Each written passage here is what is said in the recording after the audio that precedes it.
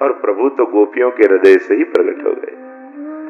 प्रभु तो यही तो है, કૃષ્ણને તમને જોવા માટે બીજી કોઈ આંખોની જરૂર નથી, એ તમારી આંખે જ તમને જોતો હોય છે. ઘણીવાર આપણે અહીંયા ક્યાં કોઈ જોનારું છે, અરે તારી આંખે જ તને જુએ છે, એને ક્યાં કોઈ બીજા આંખોની જરૂર છે.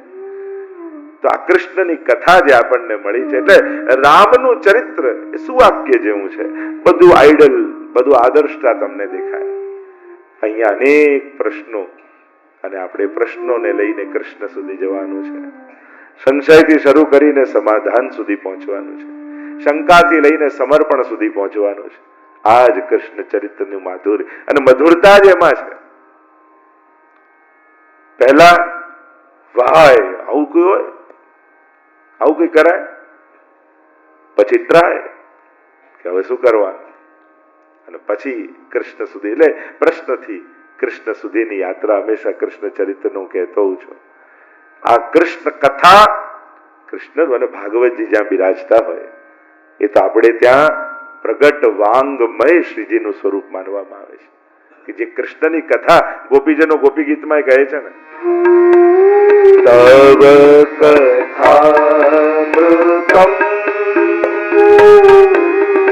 તપ્ત જીવનમ કવિભીરીતમ કલ્મષા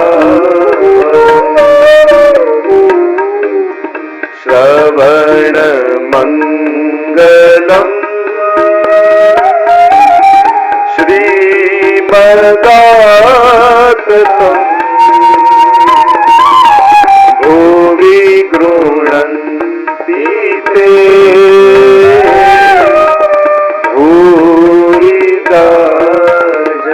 गाइए मेरे साथ, ओ श्रीनाथ जी आवजो तमे. ઉપર બેઠા છે તમે તો વધારે પ્રભુની નજીક જોઈ રહ્યા ક્યારના અનેક જન્મથી જીવરાતે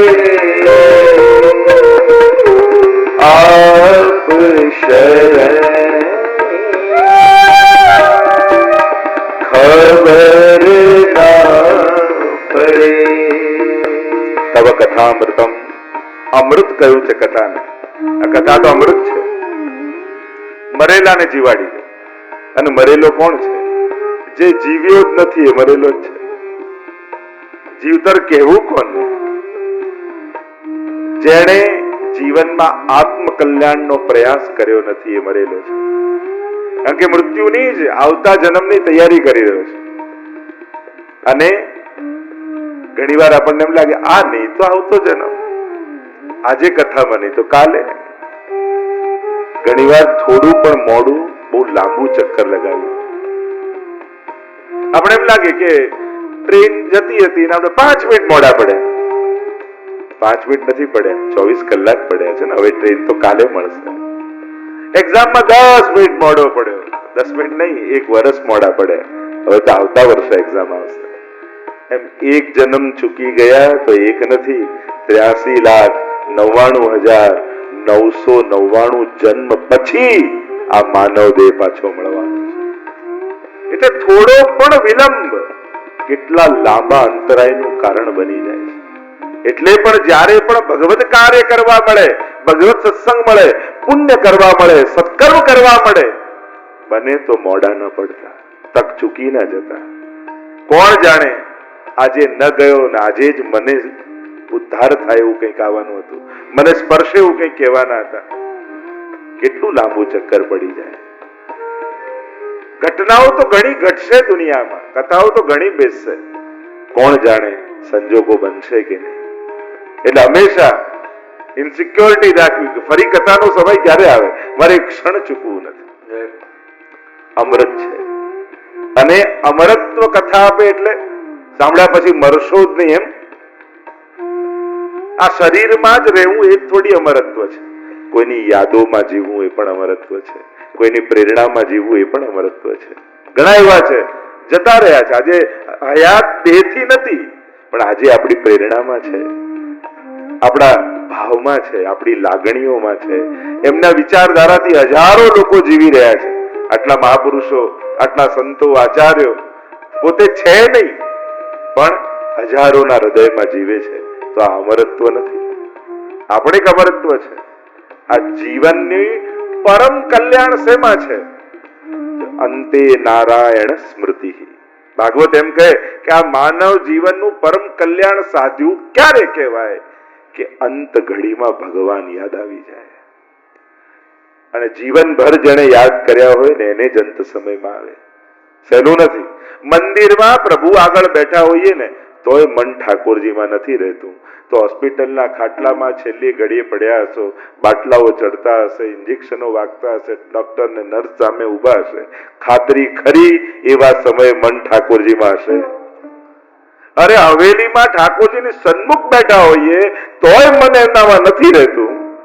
અનુકૂળ સંજોગો જ્યાં ભગવાન યાદ આવે જ એવા સંજોગોમાં બેઠા છતાંય ભગવાન યાદ નથી આવતા. તો યાદ ન જ આવે એવા સંજોગોની વચ્ચે યાદ આવે એવી ખાતરી કરી.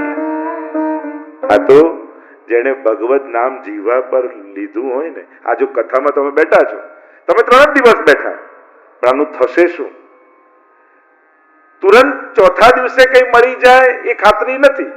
એની ખાતરી હું નહીં આપું, પણ એની ખાતરી ચોક્કસ આપીશ કે 3 દિવસ કથામાં બેઠા હશો ને તો છેલ્લા સમયે ભગવાન તમારી આંખોની સામે ચોક્કસ બેસી જશે, જીવવા પર આવીને ચોક્કસ બેસી જશે.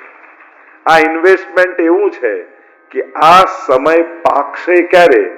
જ્યારે જવાનો સમય આવશે ત્યારે. ભગવત નામ, ભગવત સેવા, ભગવત કથા તમારું કદાચ જીવન ન સુધારી શકે તો વાંધો નહીં, પણ તમારું મૃત્યુ ક્યારે બગડવા નહીં દે, આ ખાતરી છે. જેણે પણ અજાણતામાં પણ ભગવત નામ લીધું છે એનું ભગવાન મૃત્યુ નહીં બગડવા દે. કારણ કે મહત્વનું છે છેલ્લી ઘડીઓ, અંતિમ તકો. ત્યારે ભગવાન આ સમયને યાદ કરી એ સમય ક્યાંક જીવા પર આવી જશે. કોઈ વૈષ્ણવ બનીને આવી જશે, કોઈ ગુરુ બનીને આવી જશે, કોઈ ચિત્ર બનીને આવે. છેલ્લે કાંઈ નહીં તો ટીવી સામે હશે ને તો અંત સમયમાં કોઈ ભગવાનની સિરિયલ ચાલતી હશે અને કૃષ્ણ યાદમાં આવી જશે, સ્મરણમાં આવી જશે. આ ભગવત નામ લઈને ભગવત કથામાં જે આવીને બેઠો છે, જેણે ભાગવત સાંભળ્યું છે, ભગવાન ક્યારે એની અધોગતિ નથી થવા દેતા. અને વિચાર કરો ને પરીક્ષિત મહારાજ, આગળ આવશે દશમસ્કંદમાં જયારે પ્રવેશ કરીશું, કયું પુણ્ય પરીક્ષિત મહારાજે કર્યું? આપણે કહીએ બહુ પુણ્યો કર્યા હોય ને એને કથા મળે. પરીક્ષિત મહારાજે તો પાપ કર્યું હતું. પુણ્ય કર્યું તું, પાપ કર્યું ને. પેલા ઋષિના ગળામાં, કથામાં હું જતો નથી પણ ભાગવતની કથા લગભગ બધાએ સાંભળી છે કે મરેલો સર્પ ઋષિના ગળામાં નાખ્યો અને શ્રાપ લાગ્યો કે 7મા દિવસે તને તો જીવતું સર્પ આવીને દંશ દેશે. અપરાધ જ કર્યો ને, સત્કર્મ તો કર્યું નહોતું. જો એમ કહેતા હો કે પુણ્યથી કથા મળે તો આપણે તો પાપ કર્યું, છતાંય ભગવાન કથા રૂપે આવી ગયા. પધાર્યા ને પ્રભુ. કારણ પાંડવના પુત્ર છે. પૂર્વજોએ કરેલી સેવા અને ભક્તિ સંતતિને સુખ રૂપે ભગવાન આપતા હોય છે.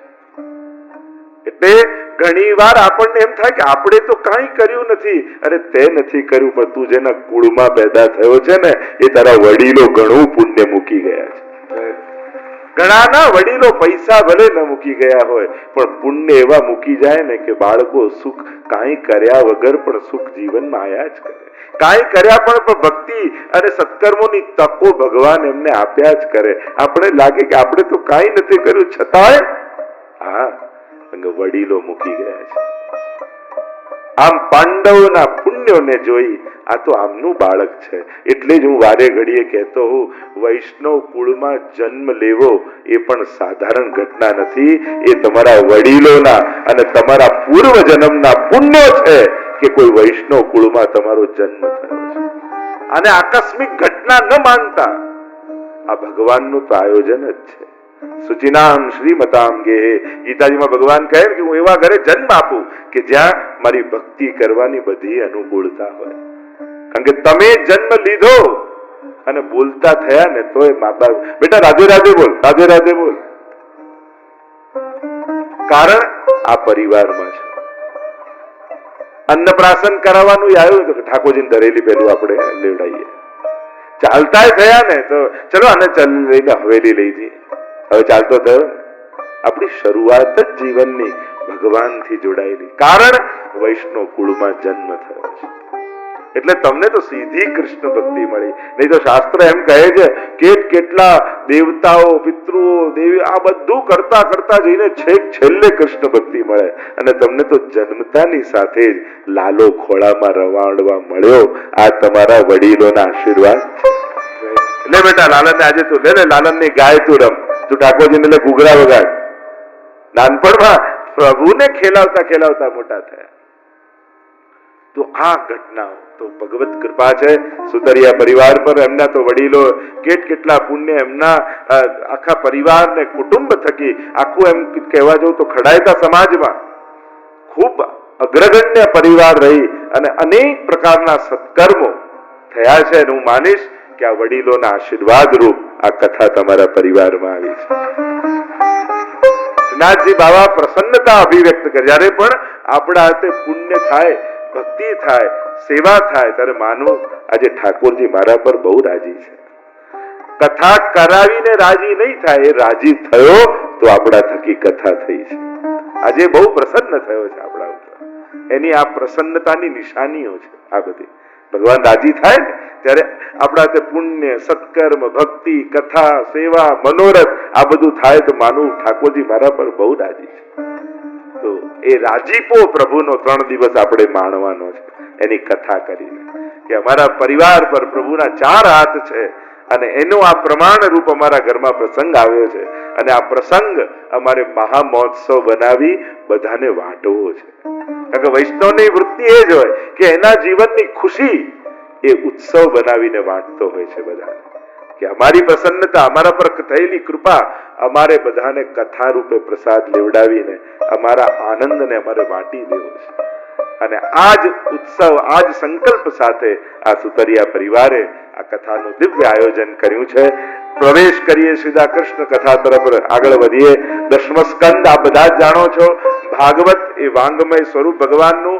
દ્વાદશાંગ વૈ પુરુષ, ભગવાનના 12 અંગ વેદે કયા છે અને ભાગવતના પણ 12 સ્કંદ શ્રીનાથજી બાબાના અંગરૂપ. પહેલો અને બીજો સ્કંદ બંને ચરણ, ત્રીજો અને ચોથો સ્કંદ બંને બાહુ, પાંચમો અને છઠ્ઠો સ્કંદ બંને જંગાઓ, સપ્તમ સ્કંદ મુષ્ટિકા વાળો હાથ, આઠમો અને નવમો સ્કંદ બંને વક્ષસ્થળ, દશમ સ્કંદ હૃદય, એકાદશ સ્કંદ મસ્તક, 12મો સ્કંદ ઊંચો ઉઠેલો હાથ.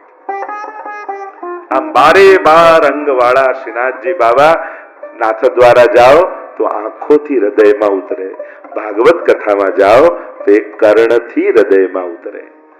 એનું નામ જ છે ને કાનુડો. જે કાન દ્વારા હૃદયમાં ઊંડો ઉતરી જાય એ જ કાનુડો છે. આ કથામાં કાનુડો આપણા હૃદયમાં આપણે આ પધારાવે છે ને તે કર્ણ દ્વારા. કારણ કે બાકી બધા દ્વારો કદાચ બંધ કરી દઈએ, કાનને પોતાની રીતે બંધ કરવાનો કોઈ રસ્તો નથી. આંખ બંધ કરી શકો પોતાની રીતે, મુખ બંધ કરી શકો પોતાની, કાન બંધ કરીને બધા, આંગળી વગર તમે બંધ ના કરી શકો. એટલે પ્રભુએ કહ્યું બધા દરવાજા બંધ કરીને આ 2 બારી તો મારી પાસે રાખીશ.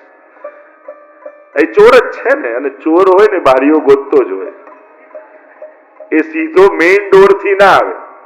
આપણને એમ થાય કે હું જપું છું, આમ કરું છું, સત્કર્મ કરું, આ એની કઈ ખિડકીથી પ્રવેશ છે એને જ ખબર છે. તો પ્રભુ આપણા સુધી પહોંચવાના રસ્તાઓ એ જ ગોતી લેતા હોય છે. કૃષ્ણની વિશેષતા જે છે ને એ ભક્તો સુધી પહોંચે છે. આ દશમ સ્કંદમાં જે કૃષ્ણ જીવનની યાત્રા આપણે સાથે સાથે કરીશું ને આપણે બધા દ્રષ્ટા બની જઈશું. કૃષ્ણનું જેમ જાણે સારસ્વત કલ્પમાં પહોંચી જઈશું. અને સારસ્વત કલ્પમાં જો વ્રજમાં જાઓ તો પેલા ગોકુલ લઈ જાય, અહીંયા લઈ જાય, અહીંયા લઈ જાય, આ લીલા થઈ, આ લીલા થઈ, આ લીલા થઈ. એમ કથામાં પણ બેઠા હો ને ત્યારે જેમ વ્રજમાં ક્યાંક તમે કથામાં જઈને લોકો કહે કે આ લીલા ચિહ્નો તમે જુઓ બધા ત્યાં, અને અહીંયા તો મનની આંખોથી દર્શન કરશો મારી સાથે. હું તમને બતાવતો જઈશ. આનંદ મહોત્સવ આમ થયો, આમ ગોપીઓએ કર્યું, આમ નંદ મહોત્સવે દાન કર્યા, નંદ બાબાએ, ઠાકોરજી આમ માટી ખાધી, ઠાકોરજી આમ દોડ્યા, પ્રભુએ અહીંયા રાસ લીલા કરી, દાન લીલા કરી, અને એક એક એક એક કૃષ્ણ લીલાના દર્શન કરતા કરતા ગોકુળથી મથુરા, મથુરાથી પાછા દ્વારિકા, હસ્તિનાપુર, બધે જ કૃષ્ણ સાથેના, એટલે કે કૃષ્ણ સાથે રહી કથા દ્વારા આપણે એમના જીવનનું દર્શન કરીએ છીએ. આટલા હજારો વર્ષ બાદ પણ જે પ્રગટ દર્શન કરાવે એનું નામ જ કથા છે. તમને એમ નહીં લાગે કે તમે મુંબઈ બેસીને કથા સાંભળો છો, તમને એમ જ લાગશે કે તમે ગોકુળમાં છો અને નંદ મહોત્સવ તમારી આંખે જોઈ રહ્યા છો. કથાની આ જ વિશેષતા છે. એ તમને શ્રોતા નથી બનાવતું, ભલે કાનથી સાંભળો છો પણ આંખથી દ્રષ્ટા બનાવે છે તમને, કે તમે પોતે એ ભાવ તમને થાય કે તમે ગોકુળમાં જ છો. આ જ એનો આનંદ છે. અને ગોકુળ પણ અત્યારનું કલિયુગનું ભૌતિક ગોકુળની અનુભવ કરાવશે સારસ્વત કલ્પનું આધિદૈવિક ગોકુળ. આ કથાની વિશેષતા છે. એટલે કે એક ટાઈમ મશીન જેવું છે. અહીંયા બેસી જાઓ ને એટલે સીધું આ મશીન ફરતું ફરતું તમને સારસ્વત કલ્પમાં લઈ જશે, કે જ્યાં